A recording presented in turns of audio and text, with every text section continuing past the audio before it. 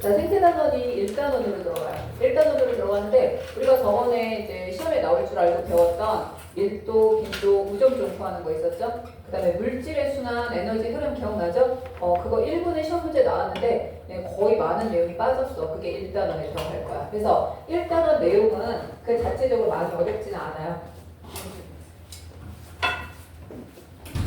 자, 진짜 중요한 단어는 여러분 중간고사에 보게 될 단어 중에 중요한 거는 2단원 될 거예요. 2단원이 오늘 진도를 나갈 부분이 될 건데, 지원아, 여 앞으로 와.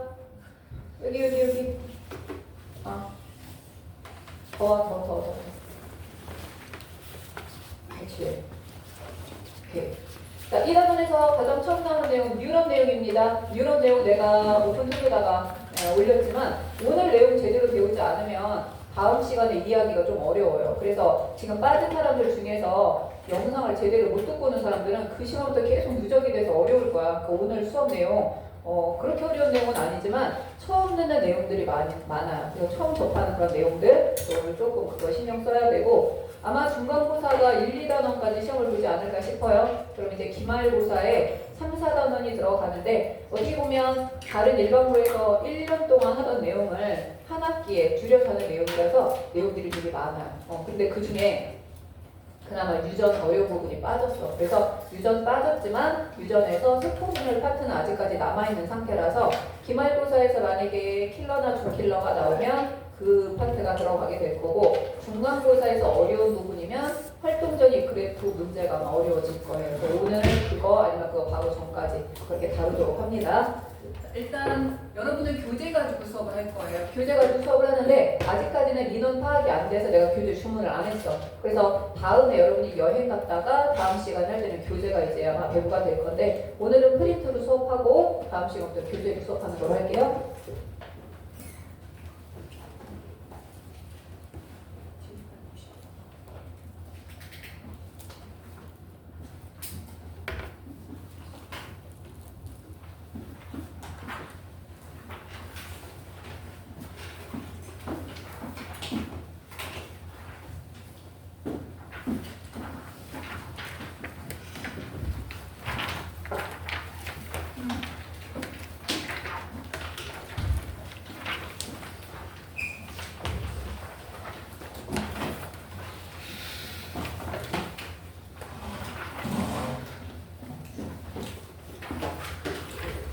자, 여러분이 만약에 이제 무슨 선행학습을 좀 했다라든지 영적으로 좀 준비했다라든지 라고 하면 이 파트 배웠을 수도 있어요.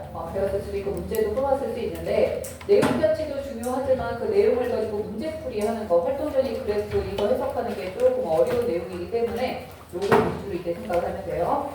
자, 봅시다. 자, 뉴런이라고 나오는데 뉴런이라는 거 이번 단원 자체가 그래요. 이번 단원은 어디를 배우는 거야? 신경계를 배우는 거야.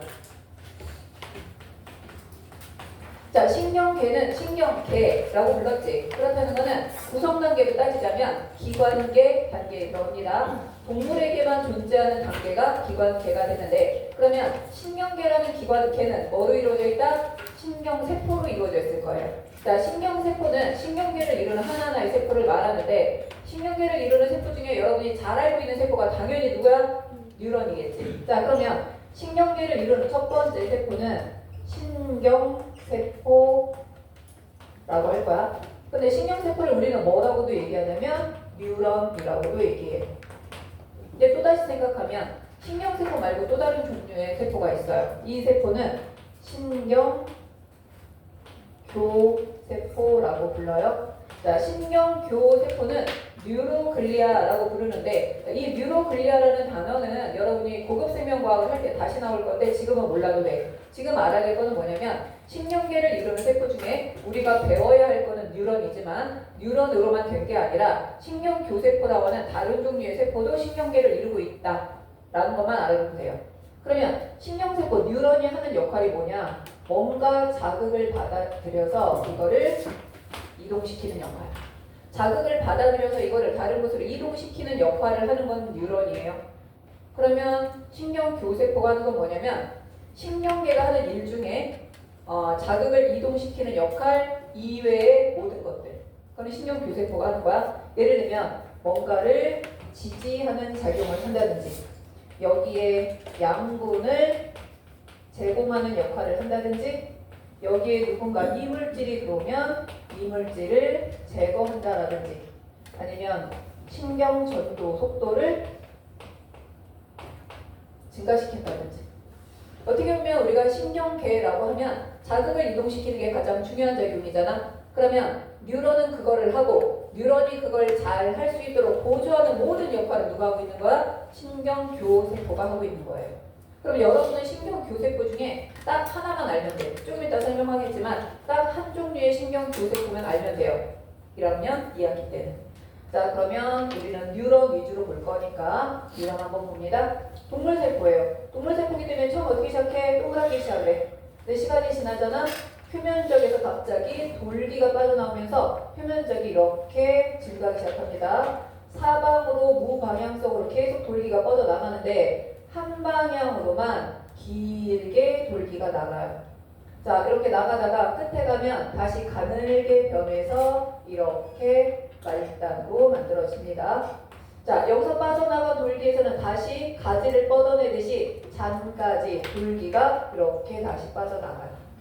자, 지금 내가 그리고 있는 모든, 분필로 그리고 있는 모든 선은 세포막이에요. 자, 세포막이라는 건 무슨 성분으로 되어 있는 거야? 지금 얘네들이 인지질 이중층으로 되어 있는 세포막을 그린 거야. 그러니까 우리가 가지고 있는 모든 세포 중에서 표면적이 가장 넓은 세포가 바로 누가 되는 거야? 뉴런이라는 세포가 돼요. 자, 그러면 뉴런의 구조가 다 이렇게 생긴 건 아니지만 가장 일반적인 구조, 전형적인 뉴런의 모습은 이렇게 생겼습니다. 자, 이럴 때 원래 여기부터 시작한 거잖아. 그럼 여기에 핵이 들어있고 속포체가 들어있고 미토콘드리아가 들어있고 리보솜이 들어있어서 대부분의 세포 소기관은 어디에 존재하고 있어? 여기에 존재하고 있을 거야. 자, 얘 이름을 뭐라고 할까? 신경 세포체라고 해요.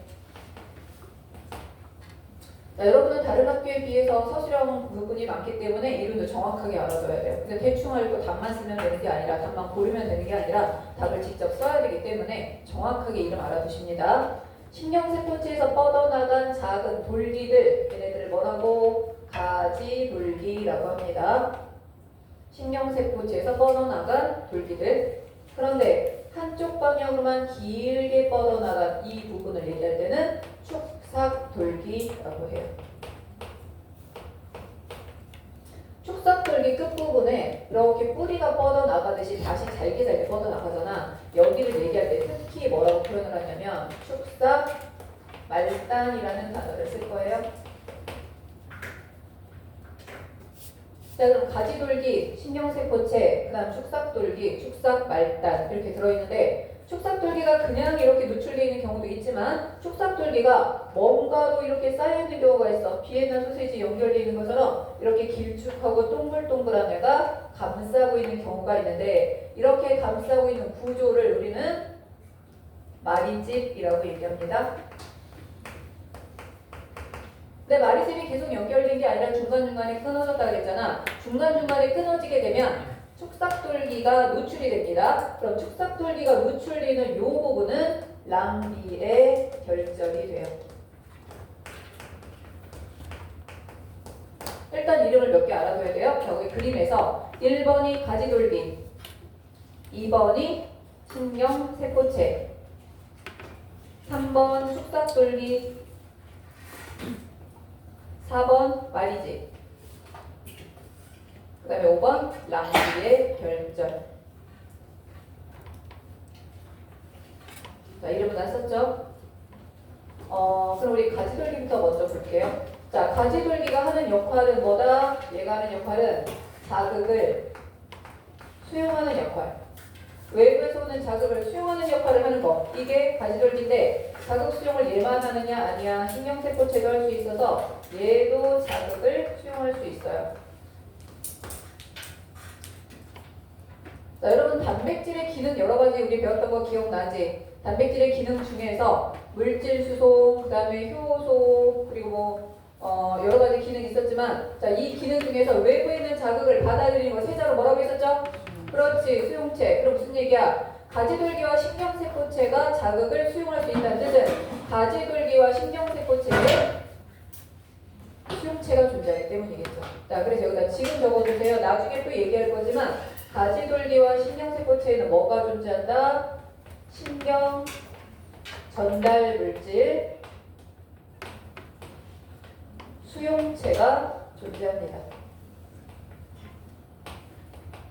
물어볼 수 있어요. 가지돌기와 신경세포체에서만 자극을 받아들일 수 있는 이유가 뭐냐 이렇게 물어볼 수 있어? 그렇게 물어보게 되면 그곳에만 신경전달물질 수용체가 존재하기 때문에 그럼 어디에는 수용체가 없다는 얘기야? 축삭돌기에는 신경전달물질 수용체가 없는 거예요. 그래서 얘네들만 자극을 받아들일 수 있게 되는 거야. 그 다음 신경세포체 같은 경우에는 여기에 뭐가 있다? 폐기나 미토콘드리아 같은 것들이 있기 때문에 전체적으로 여기는 생명활동의 중심으로 작용합니다. 뉴런 전체의 생명활동 중심이 되는 거야. 신경세포체는. 자, 그러면 여기 축삭돌기 볼게요. 일단 축삭돌기의 특징, 길이가 엄청나게 다양해요. 길이가 다양해서 1mm가 안 되는 경우도 있고 당연하지? 우리 세포의 크기가 1mm가 됐다는 것 자체가 엄청 크다라는 뜻이 되는 거거든. 자, 이 세상에 존재하는 세포 중에 얘기한 적 있지? 살아있는 이 세상에 존재하는 세포 중에 가장 큰 세포 뭐라고 했어요? 이 세상에 살아서 존재하는 세포 중에 가장 큰 세포, 다시 말하면 부피가 가장 큰 세포를 말하는 거야. 누구야?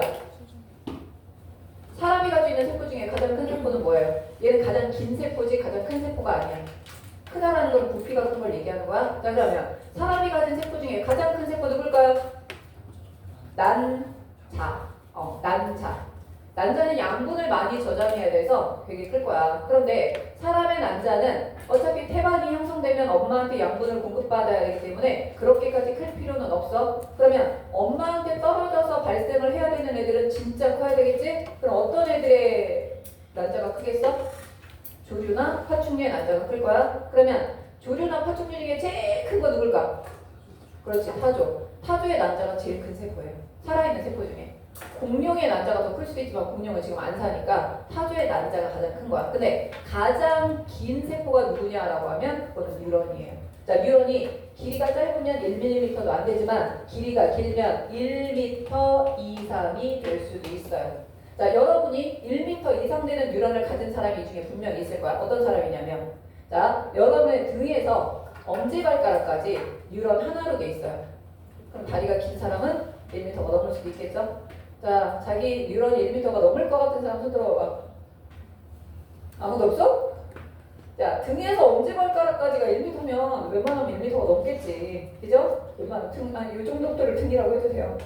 그래서 1m가 넘을 수도 있다. 그러면 중간에 뉴런이 끊어진다는 거는 자극이 이동되는 속도가 잠깐 멈칫하는 거야. 버스를 타고 가다 갈아타야 되는 상황이라 자극을 빠르게 이동시키기 위해서는 뉴런 하나로 되어 있는 게 가장 이로운 거거든. 그래서 진화적으로 뉴런 하나로 되어 있는 거야. 그러니까 굉장히 다양해요. 그리고 얘는 자극을 이동시키는 역할을 할 건데 특히 이거를 뭐라고 표현을 할 거냐면 전도라는 단어를 쓸 거예요. 축삭돌기로 자극이 이동하는데 이거를 뭐라고 표현한다? 전도라고 표현합니다. 전달이라는 단어 쓰면 안 돼요. 전도라는 단어를 써야 돼요. 전달과 전도 구분해서 사용을 해야 되는 거야. 근데 얘가 아까 말한 것처럼 이렇게 뭔가가 감싸고 있다고 얘기했잖아요. 이거 마리집이라고 한다 그랬지? 자, 얘 어떻게 생겼는지 너무 궁금한 거야. 겉에서 보니까 어떻게 보자면 이 분필이야. 옆에서 보니까 하얀색이지. 하얀색이 이 안에 잘라서 뭐가 들어있는지 보고 싶어. 잘라서 보면 노란 애가 들어있지. 그런 것처럼 이 안에도 뭐가 들어있는지 궁금한 거지. 그래서 얘를 잘라서 이렇게 한번 쳐다보는 거지. 자, 그랬더니 이렇게 여러 개의 막이 층층층층층층 감싸고 있어. 이렇게 생긴 거야. 근데 이 안으로 누가 축삭돌기가 이렇게 지나가고 있는 거죠. 그럼 여러분 쉽게 생각하면 이거예요. 막대기를 갖다 놓고 청테이프로 한 3, 40번을 감아놓은 상태. 이게 말이지. 그럼 막대기를 청테이프로 3, 40번을 감아놨다는 얘기는 그 막을 감겨져 있는 부분은 어떤 물질의 출입이 제한되고 있다는 뜻이라고 봐야 돼. 그렇기 때문에 우리가 일반적으로 여러 번 배운 바에 의하면 세포막을 통해서 물질은 계속해서 이동하고 있죠. 확산이 되든 능동성이 되든 계속 이동을 해야 되는데 이렇게 마리집으로 감싸여져 있는 부분은 물질의 이동이 일어난다 안 일어난다? 안 일어난다. 그렇기 때문에 어떤 단어를 사용하냐면 절연체로 작용한다 라고 표현을 해요. 절연체로 작용한다.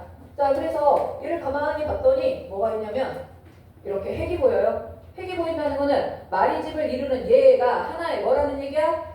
세포라는 거야. 그럼 얘는 자극을 이동시키지는 않지만 자극을 이동시키는 걸 도와주는 역할을 하는 신경교 세포의 일종이 될 거예요. 그래서 얘를 뭐라고 부르냐면 발견한 사람의 이름을 따서 슈반 세포라고 합니다. 그러니까 말이집 옆에 4번 옆에다 적으세요. 슈반 세포. 우리가 그 구조를 얘기할 때는 우리 시연이 프린터 없죠? 지금 쭉 넘기실래요?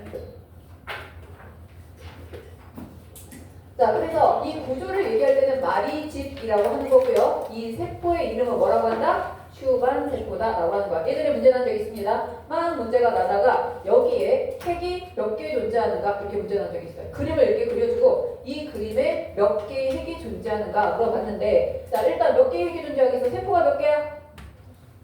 세포가 몇 개야? 6개지. 슈반 세포 5개와 뉴런 하나, 6개야. 그럼 몇 개의 핵이 존재하겠어? 6개의 핵이 존재하고 있는 거예요. 그래서 슈반 세포 하나가 말집 하나를 형성한다라고 알아두시면 돼요.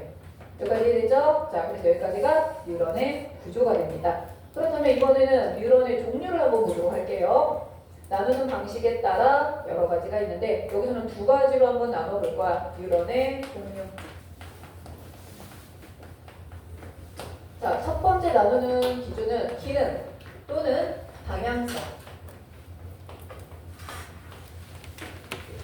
이게 될 거예요. 자, 일반적인 기능 방향성에서 뭐가 들어있냐면 첫 번째는 온몸에서 어떤 자극을 받은 거야. 소리를 들었어, 뭔가를 봤어, 뭔가를 만졌어, 이런 것들 있잖아. 이런 자극을 어디에다 갖다 주냐면 중추로 갖다 주는 애들이 있어요. 자, 온몸에서 받은 자극을 중추로 갖다 주는 거는 신경으로 따지면 감각 뉴런이에요, 운동 뉴런이에요? 감각 뉴런이지. 그럼 이런 애들은 감각 뉴런이 되는 거야. 그럼 생각해봐. 코에서 온 자극을 중추로, 팔에서 온 자극을 중추로, 눈에서 온 것도 중추로. 사방에 흩어져 있던 애들이 다 가운데로 모이고 있어. 방향성으로 볼게요. 사방에 흩어져 있던 애들이 가운데로 모이고 있다. 원심성이야, 구심성이야? 구심성이지. 그래서 이런 뉴런을 뭐라고 한다? 구심성 뉴런이라고 얘기해요. 자, 구심성 뉴런은 온몸에서 받아들인 자극을 중추로 모아주는 역할을 할 건데, 그럼 여기서 말하는 온몸이라는 건 누구를 얘기한다? 감각기를 얘기하는 겁니다. 눈, 코, 입, 귀, 피부, 혈관 이런 감각기가 온몸이라고 볼 수 있어요. 여기서는. 근데 또 하나 특이한 거, 자, 뉴런의 전형적인 모습은 내가 좀 아까 그려놓은 이 모습이에요. 그런데 감각 뉴런의 모습이 가장 특이하게 생겼어. 어떻게 생겼냐면 여기 가지돌기가 있어요. 축삭돌기가 있어요. 축삭 말단이 있어요. 또 뭔가 허전해. 뭐가 빠졌어? 신경세포체 빠졌지? 신경세포체가 축삭돌기 중간에 이렇게 있어요. 자, 이런 그림 보이면 무조건 누구야? 감각신경이에요. 이런 모습을 가지고 있는 다른 애가 없어요. 얘밖에 없어요. 감각신경만 이렇게 생겨 있어. 그래서 이런 그림 나오면 아, 감각이다. 미리 여러분이 알 수 있어야 돼. 자, 그럼 두 번째. 중추에서 받은 명령을 가지고 온몸으로 이동하는 겁니다. 중추에서 말해라, 움직여라, 이동해라 이런 명령이 나오면 이걸 가지고 온몸으로 가서 온몸의 반응기한테 정보를 주는 거야. 그럼 말하는 여기서 말하는 온몸은 감각기였어요. 여기서 말하는 온몸은 뭐가 되는 거야? 반응기가 되는 거야. 그럼 반응기란 어디를 얘기한다? 여러분 몸에 있는 근육. 또 하나 샘조직. 샘조직이라는 거는 침샘이나 땀샘이나 젖샘이나 소화샘이나 이런 샘조직을 말하는 거죠. 그래서 중추에서 받은 명령을 몸의 어딘가로 보내서 내 몸에서 반응이 일어나도록 촉진해주는 역할을 하는 뉴런이 요건데, 자, 그러면 기능으로 따지면 얘는 무슨 뉴런이야? 운동 뉴런이 되겠죠. 중추에서 사방으로 퍼져 나간다. 밖으로 퍼져 나가려는 힘을 원심력이라고 하듯이 이거는 원심성 뉴런이 됩니다. 자, 그럼 중추에서 기다리고 있다가 구심성이 자극을 나타주면 받아들인 다음에 어떻게 할지 판단해서 운동 뉴런한테 명령을 내리게 되겠죠. 이 역할을 하는 뉴런이 뭐가 되는 거야? 연합 뉴런이 돼요. 그럼 연합 뉴런은 어디에만 존재한다? 얘는 어디에만 존재한다? 중추에만 존재합니다. 여러분이 나중에 중추신경계랑 말초신경계를 구분을 할 거야. 그러면 어떤 애들을 중추신경계라고 할까라고 하면 뭐라고 대답하면 되는 거야? 연합뉴런을 가지고 있으면 중추신경계예요. 연합뉴런이 없으면 말초예요. 연합뉴런은 중추에만 존재합니다. 그럼 여기서 말하는 중추는 두 가지. 어디하고 어디를 중추라고 할까? 그렇지. 여러분 몸에서 뇌와 척수. 우리 지금 신경계 배우는 거니까 뇌와 척수라고 해야 돼요. 가끔 가다가 중추가 어디예요? 그러면 심장이라고 하는 사람도 있고 중추가 어디냐고 허리라고 하는 사람도 있어요. 자, 그런 거 아니고요. 우리 지금 신경계 배우고 있는 거니까 뇌와 척수. 뭐 할 수 있는 애? 명령을 내릴 수 있는 경우. 자, 얘들이 무슨 문제가 되냐면 나를 부르는 소리를 들었다.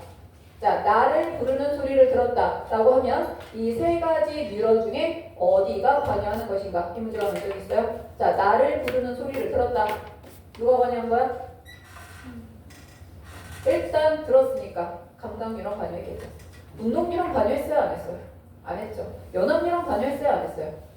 했지. 왜 했지? 나를 부르는 걸 알았으니까. 누가 불렀는데 저 나네? 내 이름이네? 라는 걸 알았다는 걸 판단을 했다는 얘기야. 그럼 그거는 연합 뉴런까지 관여를 한 거예요. 그래서 얘네들이 기능상으로 나눴을 때의 특징이다 라고 봐야 돼. 자극은 구심성에서 연합으로 갔다가 연합에서 전신성으로 가게 되는 겁니다. 자, 이거는 뉴런의 종류를 기능에 따라 나눴다라고 보시면 돼요. 자, 그럼 이번에는 마리집의 유무에 따라 나누는 거 볼게요.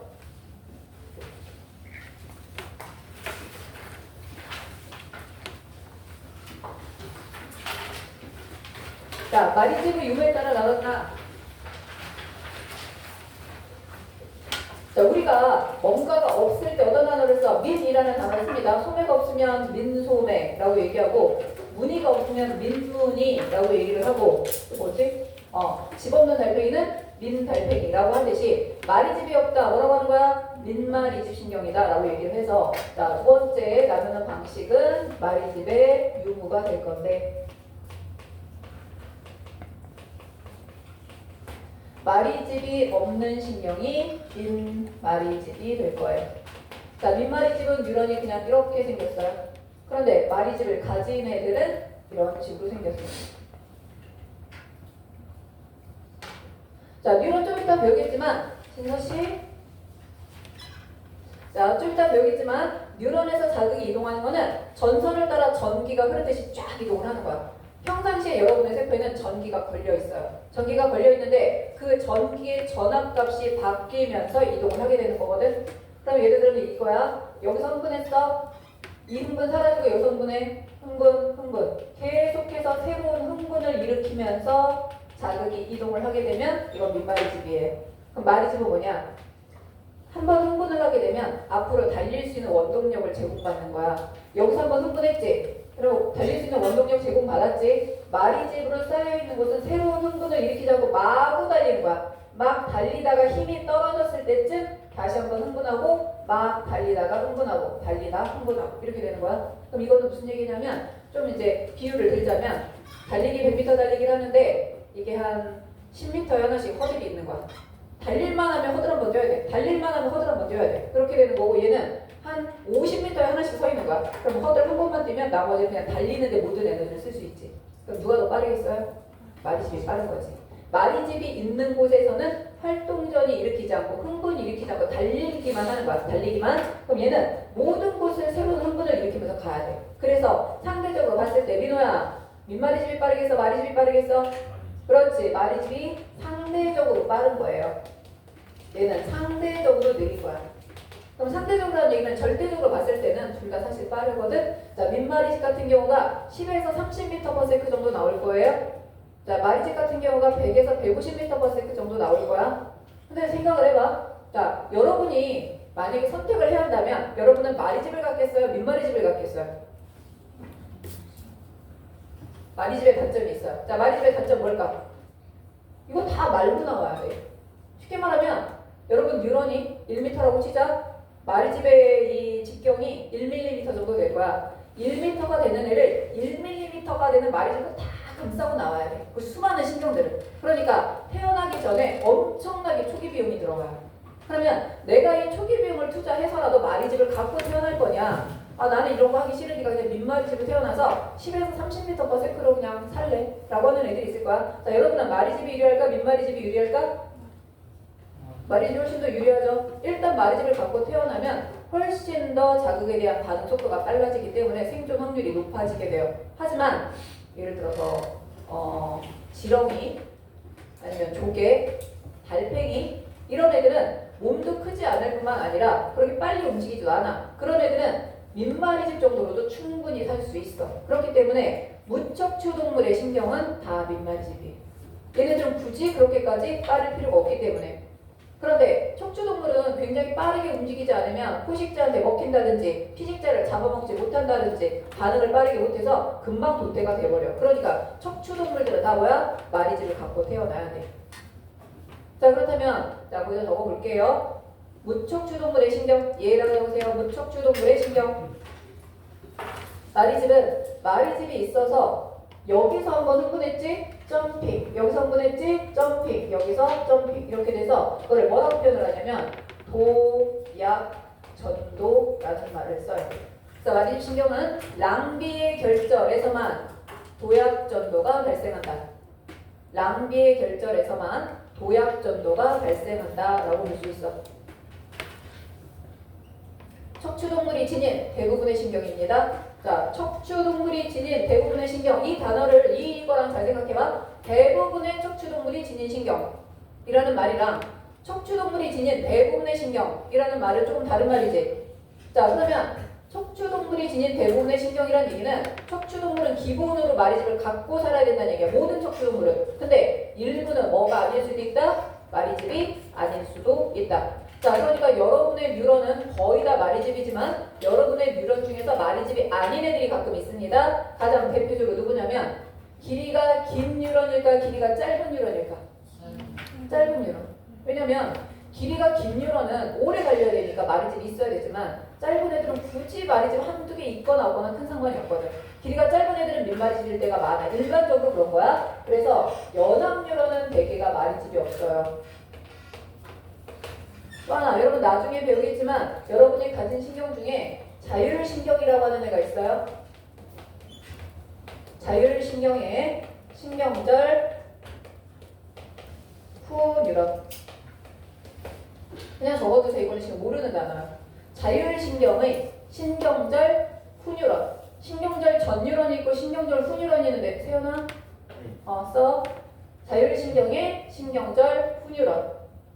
그 다음 연합뉴런. 이런 애들은 대개가 민마리집이고 나머지는 다 마리집 신경으로 되어 있다라고 알아두시면 됩니다. 그래서 뉴런을 나누는 방식은 마리집의 유무, 그러면은 기능, 방향성에 따라 나눈다라고 보면 돼. 졸려? 졸음껌이 필요해 지금? 저기 저 이진서도 주고 저기 누구야? 민호도 주고 다 나눠 먹어. 다 졸려 지금. 박지찬 졸려요? 졸려? 안 졸려? 자, 그래서 지금 서론 중에서 하나를 지금 했습니다. 서론 중에 하나. 자, 두 번째 흥분 전도로 갈게요. 흥분 전도. 흥분이란 여러분이 막 흥분하는 걸 얘기하는 게 아니에요. 아까 내가 여러분 세포에는 전기가 걸려있다고 했지? 그 전기의 성질이 변하는 게 흥분이에요. 자, 그렇다면 흥분은 아무 때나 일어나는 게 아니야. 언제 일어나는 거야? 자극이 주어졌을 때 일어나는 거야. 그러면 자극이 주어지면 무조건 흥분은 일어난다? 아니에요. 언제 흥분이 일어나죠? 그 자극이 어느 정도 이상 커야 일어나는 거야. 맞지? 그래서 이때 반응을 일으킬 수 있는, 다시 말하면 흥분을 일으킬 수 있는 가장 작은 자극의 크기를 역치라고 합니다. 자, 역치라는 단어에다 동그라미 하세요.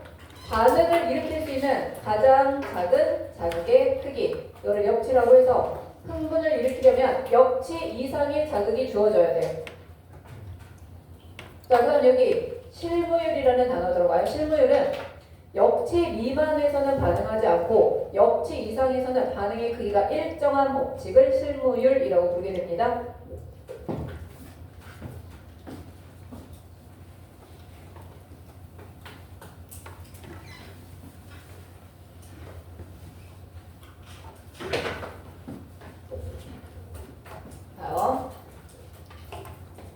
여기가 반응의 크기고 여기가 자극의 세기야. 자극의 세기가 1인데 반응이 일어나지 않았어. 뭐야? 역지보다 작았던 거지. 자극의 세기가 2가 됐는데 반응이 일어나지 않았어. 자극의 세기가 3이 되니까 반응을 2만큼 한 거야. 자극의 세기가 4가 됐는데 반응의 크기 똑같아. 자극의 세기 5가 됐는데 반응의 크기가 똑같아. 이렇게 되는 경우가 있어요. 자, 또 다른 경우는 자극의 세기가 1일 때는 반응 없었어. 2일 때 반응 없었어. 3일 때 반응했어. 4일 때 반응했어. 5일 때 반응해서 자극의 세기가 세지면 반응의 크기도 이렇게 커지게 되는 경우가 있어. 자, 이거는 반응을 하든지 안 하든지 둘 중에 하나지 반응의 크기는 변하지 않는 거야. 이걸 뭐라고 하냐면 있거나 없거나의 법칙, OX의 법칙. 다시 말하면 실무율. 자, 실무율은 단일 세포에 적용이 되는 거야. 조직이 아니라 단일 세포에 적용이 되는 거야. 자극의 세기가 3인 순간 반응을 했어. 자극의 세기가 세졌는데도 반응의 크기가 똑같다. 그럼 우리는 왜 세게 맞으면 더 아프지? 이렇게 생각할 수 있겠지. 자극의 세기가 세지면 더 크게 반응하는 게 맞는데 왜 이렇게 되는 걸까? 이거는 하나의 세포이기 때문이야. 그럼 이거는 뭐야? 조직의 경우예요. 자극의 세기가 세질수록 반응의 크기가 커지는 거는 조직은 여러 개의 세포가 모여있기 때문이야. 그럼 무슨 얘기냐? 하나의 세포는 흥분을 하거나 안 하거나 둘 중에 하나야. 아프다 안 아프다, 맞았다 안 맞았다 둘 중에 하나야. 근데 맞았다라고 반응을 한 세포의 수가 많아질수록 우리 뇌에서는 아프게 느끼는 거야. 하나의 세포는 반응을 하거나 안 하거나 둘 중에 하나야. 근데 반응하는 세포 수가 많아지면 전체적으로 통합해서 우리 뇌는 아프다, 센 자극이다 느끼는 거야. 어떤 상황이냐면, 자, 내가 만약에 여기 있는 강의실 불을 껐어요. 안 껐어요? 껐어요? 자, 껐는데 내가 얘를 킬 거야. 그 내가 손가락에 힘을 주는데 얘가 터치가 아니야. 손가락에 힘을 줘도 안 켜져. 점점 힘을 주다가 어느 순간 켜졌어. 켜진 애를 더 세게 눌러. 그럼 더 밝아져요? 아니지. 이미 켜진 애는 켜지고 끝인 거야. 켜진 애를 그냥 두고 나머지 스위치를 눌러서 더 많은 전구가 켜져야 밝아지는 거야. 그 무슨 얘기야? 스위치 하나는 켜지거나 꺼지거나 실무율이고 더 많은 스위치가 켜져야 전체적으로 밝아진다는 얘기예요. 이해됐죠? 실무율은 자극의 세기가 세지더라도 반응의 크기가 변하지 않는 것. 이거를 실무율이라고 합니다. 이 단어 다시 한번 언급될 거니까 기억해 두세요. 그러면 지금부터 본론 들어갑니다. 자, 본론 막전이 들어갈 때입니다.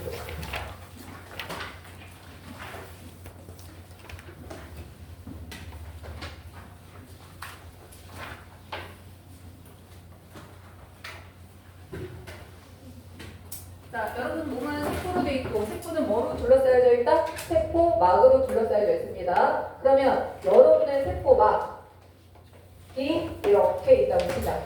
자, 이게 세포막이라고 한다면 이게 세포막의 외부고요. 이게 내부가 될 거야. 외부와 내부에는 전압이 걸려 있는데 외부와 내부에 걸려 있는 전압값이 달라요. 그래서 이 막전이라고 하는 거는 세포막을 기준으로 세포막 내외의 전압값의 차이. 세포막 내외의 전압값의 차이. 이거를 다른 말로 전비차 라고 할 건데, 자, 세포막을 기준으로 세포막 외부와 내부의 전압값의 차이, 이거를 우리가 막전이라고 할 거야. 살아있는 세포라면 항상 막전이는 형성돼 있어야 돼요. 죽은 세포는 막전이가 형성되지 않아요. 하지만 살아있는 세포라면 반드시 막전이가 형성돼 있어야 됩니다. 그러면 이 막전이는 항상 기준이 누구냐면 외부가 기준이에요. 자, 외부가 기준이라는 것은 여러분 누군가가 기준이면 상대편에서 기준값을 빼는 거야, 기준에서 상대편 값을 빼는 거야. 계산할 때 내가 기준이야. 근데 쟤가 나보다 공부를 잘하는 애냐 못하는 애냐 계산을 할 거야. 그럼 걔 점수에서 내 점수를 빼야 돼, 내 점수에서 걔 점수를 빼야 돼. 상대편 점수에서 내 점수를 빼서 플러스가 나오면 걔가 나보다 잘하는 애인 거잖아. 자, 여러분 알아두세요. 시험 문제 나옵니다. 기준이 있잖아. 항상 여러분 수치 구할 때는 상대편에서 기준값을 빼야 돼요. A와 B 중 B를 기준으로 한다 라고 문제 넣으면 A의 값에서 B의 값을 빼야 나오는 거야. 그럼 다시 말하면 외부가 기준이기 때문에 막전이를 구할 때는 내부의 전압값에서 외부의 전압값을 빼야 돼요. 알겠죠? 자, 내부의 전압값에서 외부의 전압값을 뺀 거를 막전이라고 얘기를 할 건데, 자, 여러분이 이번 교육과정에서 배우는 막전이 일단 두 개예요. 나중에 고급에서 가면 이제 하나가 더 늘어나지만 지금 딱 두 가지 배울 거야. 그 중에 첫 번째가 휴지 전위, 두 번째가 활동 전위. 일단 두 가지 배울 거야. 자, 휴지 전위는 뭐냐면 아무런 자극을 받지 않았을 때의 막전위. 여러분 세포는 이미 막전위가 형성돼 있어. 막전위가 형성되지 않았다가 자극을 받으면 그때 형성하는 게 아니야. 이미 형성돼 있어. 그래서 자극을 받지 않았을 때의 막전위를 휴지 전위라고 얘기합니다. 그래서 이게 휴지 전위가 되는데 세포마다 휴지 전위 값이 달라요. 예를 들면 심장세포가 마이너스 90이면 여러분의 뉴런은 마이너스 70이고 누군가는 마이너스 50이야. 다 달라. 근데 우리 지금 누구 배우고 있어? 뉴런 배우고 있죠? 자, 뉴런의 휴지 전위 값은 대개 마이너스 70입니다. 자, 이게 마이너스 70이라는 거는 안쪽이 바깥쪽보다 전압값이 크다는 거야? 작다는 거야? 작다는 거지. 그러니까 마이너스 값이 나왔겠지. 안쪽의 값이 바깥쪽보다 작다는 건데 얼마 정도 작으냐면 70 정도가 작다. 이렇게 봐야 돼. 그래서 어떤 식으로 보냐면 자, 요게 막이야. 요게 외부야. 여기가 내부야. 외부가 일반적으로 플러스고 내부가 마이너스인데 얘가 플러스 35 정도 되면 얘가 마이너스 35 정도 된다고 생각하면 돼요. 그래서 마이너스 35에서 플러스 35를 뺐더니 마이너스 70이 나온다. 이렇게 보시면 됩니다. 그런데 이게 바깥쪽은 플러스로 안쪽은 마이너스로 뭐가 나눠져 있어? 극이 나눠져 있어. 그래서 이거를 무슨 상태라고 하냐면 분극 상태다라고 얘기해요. 여러분 문제에 뭘 물어봤는지에 따라서 답을 잘 써야 돼요. 아무런 자극을 받지 않았을 때의 막전위를 뭐라고 한다? 휴지전이라고 한다. 아무런 자극을 받지 않았을 때의 막전위 값은 얼마다? 마이너스 70. 아무런 자극을 받지 않았을 때 막의 상태는 어떤 상태다? 분극 상태다. 뭘 물어봤는지에 따라서 답을 정확하게 써줘야 되는 거야. 휴지전이를 물어봤는지, 휴지전이 값을 물어봤는지, 아니면 상태를 물어봤는지에 따라서 답이 달라진다라고 생각해야 돼요. 그럼 왜 바깥쪽이 플러스고 안쪽이 마이너스일까? 요인이 있겠죠. 일단 여러분이 알아야 될 거는 이미 알고 있겠지만 세포막을 기준으로 우리 몸에 수많은 이온들이 있어요. 어떤 이온도 세포막을 기준으로 바깥쪽과 안쪽의 농도가 같은 이온은 없어요. 모든 이온들이 바깥쪽과 안쪽의 농도차가 생겨 있어. 모든 이온이 그래요. 자, 그 중에서 여러분은 딱 지금은 두 가지만 알아둡니다. 딱 두 가지만. 나트륨은 바깥에 많아요. 자, 나트륨은 바깥에 엄청 많고 안에는 찌끔밖에 없어요. 자, 반면에 칼륨은 안에 많고 바깥에는 별로 없어요.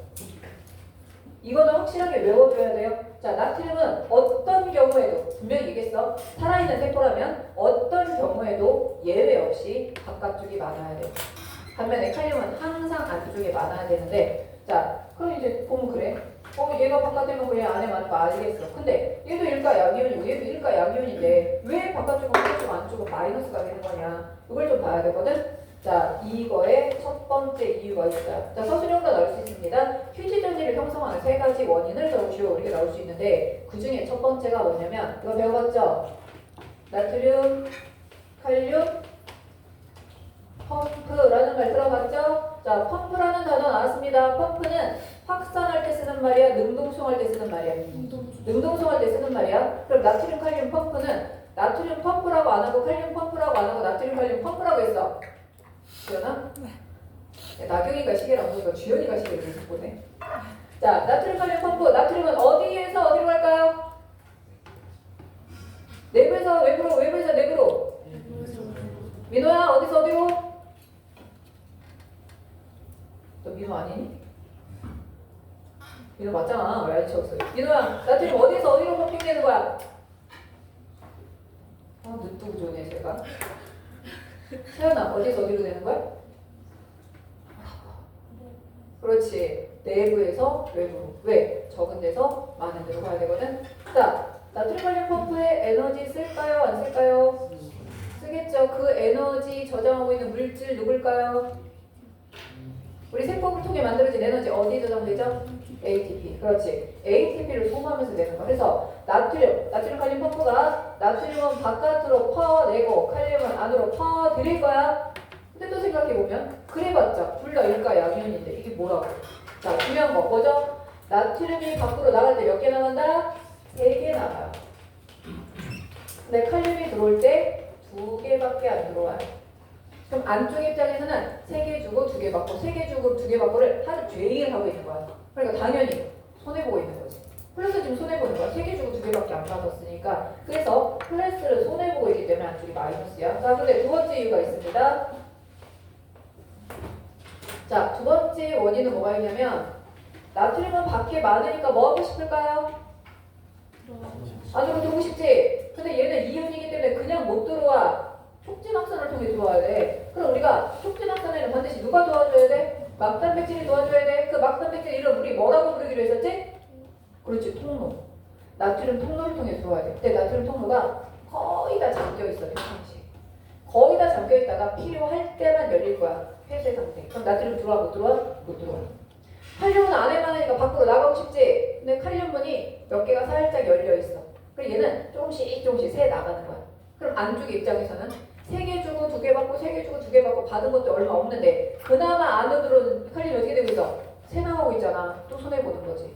평상시 이온의 투과도가 누가 더 크다? 칼륨이 나트륨보다 크다.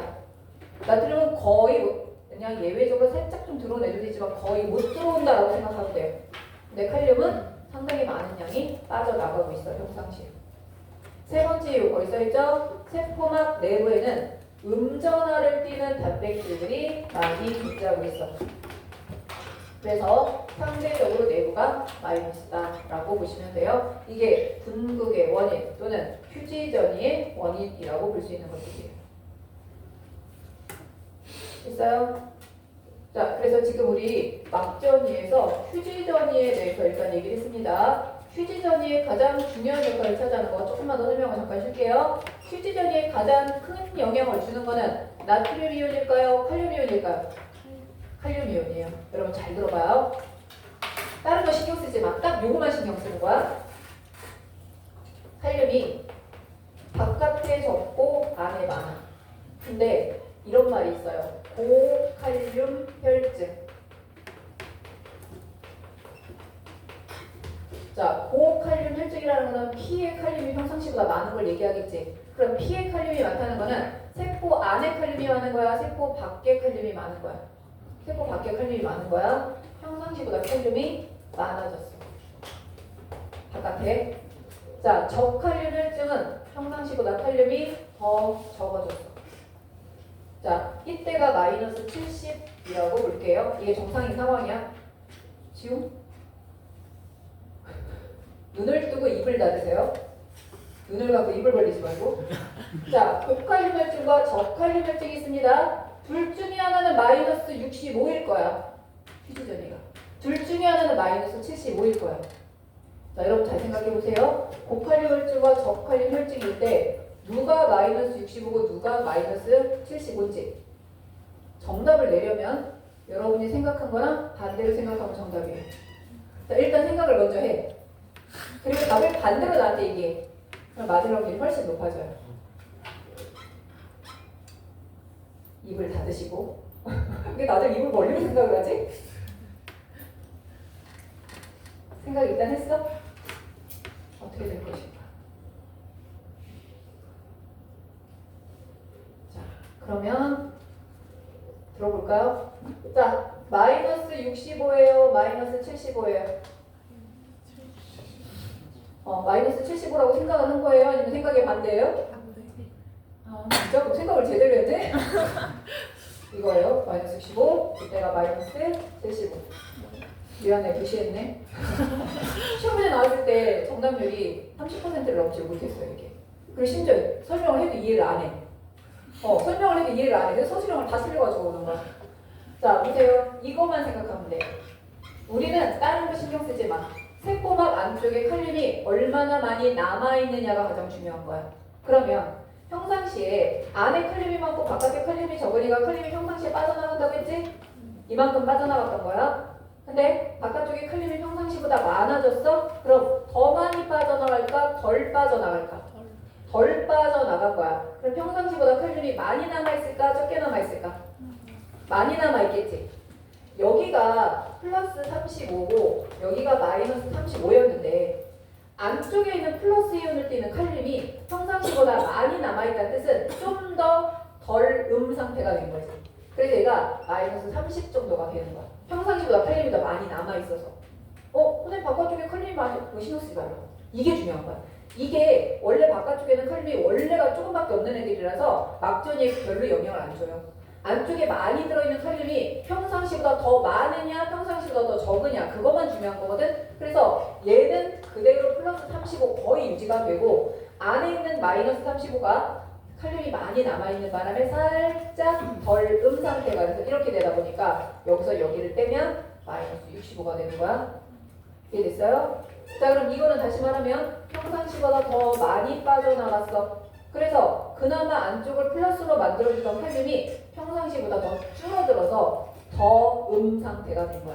그러다 보니 마이너스 40 정도가 된 거지. 원래 마이너스 35였는데. 근데 얘는 그대로 거의 변함이 없어. 얘 때문에 좀 줄어든다, 얘 때문에 좀 늘어난다, 그거 거의 없어. 그러면 여기서 여기 빼면 마이너스 75가 되는 거죠. 그래서 이해를 잘 하세요. 뭐만 생각하면 돼? 결과적으로 마지막에 내부에 얼마나 많은 칼륨이 남아있느냐를 생각하면 돼. 평상시보다 많으냐 적으냐 그걸 생각하면 돼요. 알겠죠? 이 문제 몇 번 나온 적이 일반고에서 나온 적이 있고 그리고 과거에서 나온 적이 있는 문제라서 이해를 잘 해주셔야 돼요. 자 잠깐 쉬었다가 이어서 하도록 합시다.